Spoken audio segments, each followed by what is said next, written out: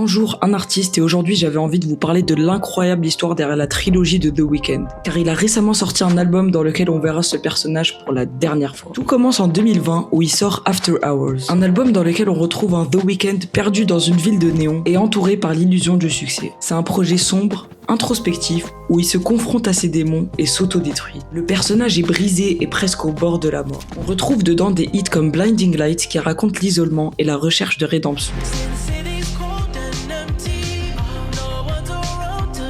C'est en 2022 qu'il sort Dawn FM, un album conceptuel avec un côté plus lumineux, mais qui continue de parler de ses luttes intérieures. C'est comme un rêve éveillé dans lequel le personnage se retrouve entre la vie et la mort et cherche à se libérer de ses erreurs passées. C'est un album introspectif où The Weeknd se questionne beaucoup et espère retrouver la lumière.